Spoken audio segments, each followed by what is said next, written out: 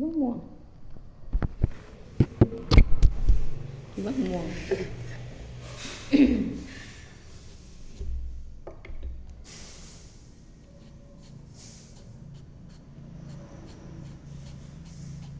ม่วงอันตามเข้ามือเสามือครับช่วยเสาเขากินมีแล้วเนาะต้มมีสไก่แล้วเนาะ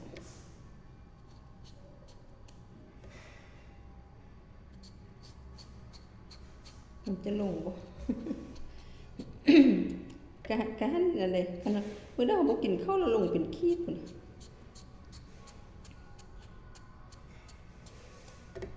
นี่อยู่ให้อยู่น่ะ60 กิโลน่ะมันยัง62อยู่ขึ้นลงอยู่มันกินข้าวไล่แล้ว62แต่บ่เมื่อเราบ่กินข้าวเรา6ปลายเลย1ปลาย5มันยังนี่นะ5 เซนนี่นะว่าขีดหนึ่ง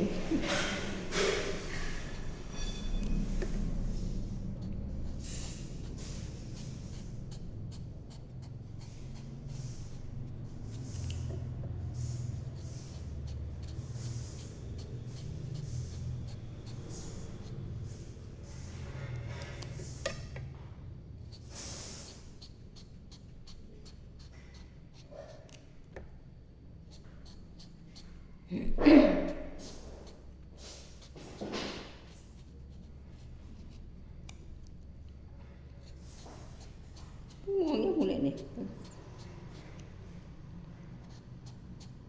คิดว่าเคี้ยวเสือเบยกับหน่วยใหญ่3 หน่วยได้3 หน่วยเส้นหนึ่ง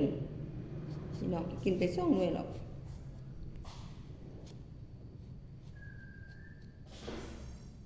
2 หน่วยให้ซ้ำนี่แหละแล้วใน1 หน่วยน้อยกว่านี้ใน1นี่มัน3 โลเพิ่นมาส่งให้ของบ่ได้อยู่เฮือนเล็กน้อยใจค่ะ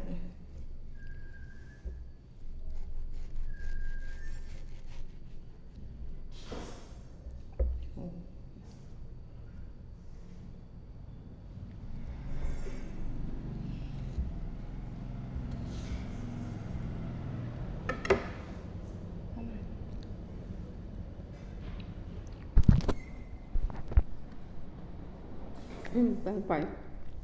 มันต้องเป็นว่าเป็นยังไปสบายดี แม่เนี่ยอ๋อสบายดีฮะสตาร์สั้นอ๋อยับสู้แสงก็ได้นะตัดแสงใส่เจ้า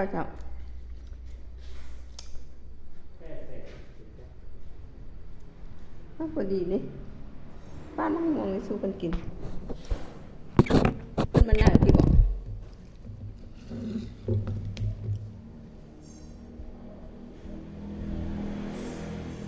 แบบนี้มันได้หนาหรือเปล่าหนาเลย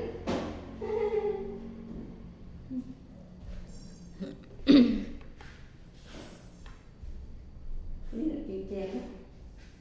พอดีป้าเลยโอ้หมดเลยหมดเลย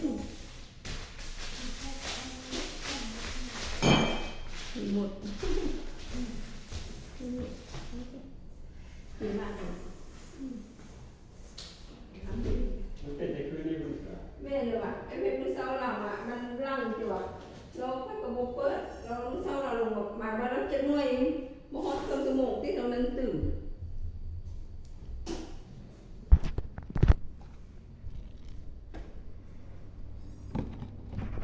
แปลงไปหัวเป็นเนี่ยกินดีไหมล้างมือเลยเอาน้ำล้างหรือนี่ล้างก็ได้ค่ะมะม่วงไม่ยังหูเละนี่นะ3 หน่วยเส้น1 หน่วยใหญ่เหรอเนาะไม่ฮอด3 โลอ่ะนี่ไหมเอาเลยจับกินเลยมาเตะพุ่นเนาะเต็มห้องซ่าพุ่นเนาะยำลูกสาวร้านจะอยู่ถึงห้องนี่มาย่างลูกสาวอยู่น้องสาวอยู่สาวสาวเอาบ่อยอยู่สาวจะไม่อยู่เจ้ามันมาทางเบื้องนี้เลยอ่ะโอ้ขี่รถโดยสารมาเนาะโบทางโบยากอ่ะโอ้อันขึ้นเจ้าบนหนึ่งมันสูงอ่ะตัวหนึ่งนะ ก็จะว่าเอารถน้อยไปแล้วเราผู้หญิงได้ขับล่ะว่ามันเนี่ยเนาะใจขอบใจ ตอรี่นี่กันพันนึ่งมื้อนี้ นึ่งเลยเนาะ หันเซานี่ จะหน่อยอีกนึงก่อนอันนี้เอาไปนี่ก่อนโอ้หน่อยอีกนึง ปะเรา ปลาเราบดแซ่บเอาค้างคืนขอบใจปลามึงรู้มึงหนาวเลย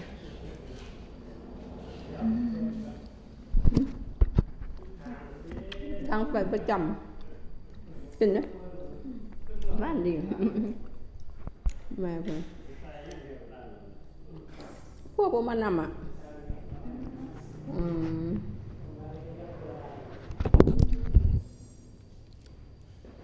เฮ็ดให้เฮ็ดหน้าเนาะเพิ่นกันเนาะหน้าหลายได้ทั้งเสียเนี่ย เป็นหนา เป็นหน้าเนาะยางพาราบ่มีอะทั้งนั้นน่ะเพิ่นบ่ปลูกไร่อ่ะ มีหลายเขาปลูกเลยเขาปลูก เฮาบ่ได้ปลูกเนาะบ่มีคนเนาะ เฮ็ดให้เฮ็ดนั่นเฮ็ดหน้ากันอย่างนี้บ่ร้อน มีนายให้เขาให้จ้าง อันนั้นก็จ้างหมดเลยเนี่ยปานซื้อเขากินแล้วเป็นพาอยู่เฮือนนำซั่นน่ะ ห้ามอง อืม ห้ามองครับเปิดได้ อืม เปิดได้ สิได้ปาดสิบ้านผิด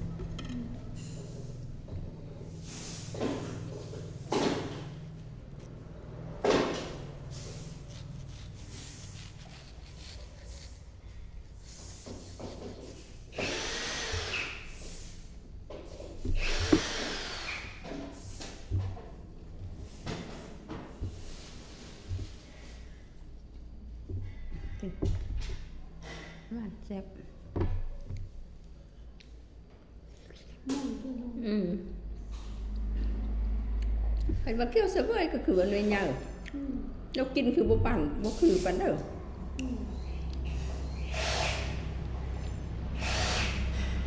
แต่คนเดียวกัน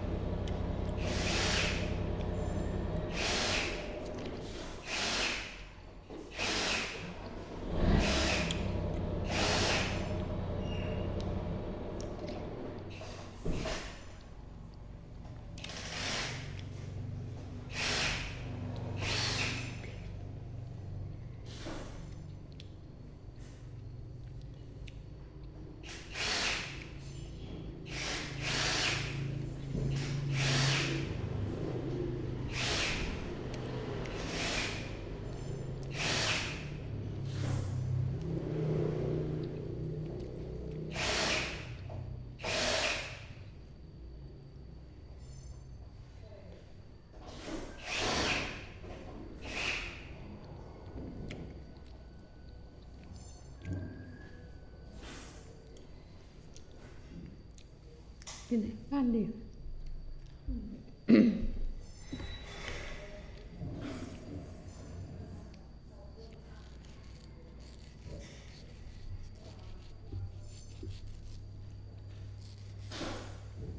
่อันห้องซ่ามานี่ชั่วโมงเดียวนะเขาจะว่านะชั่วโมงปลาย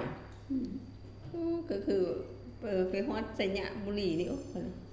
สมมุติว่าบุรีอย่าง2 ชั่วโมงปลาย2 ชั่วโมง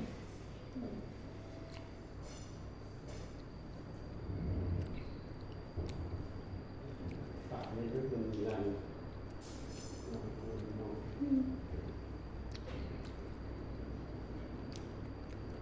หลายมันมีไฟหัวนะนั่นสิตัดรัน เนาะ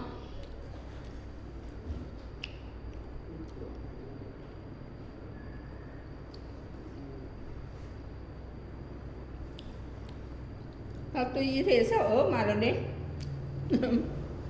แม่น่ะมาแล้วแม่น่ะเนี่ย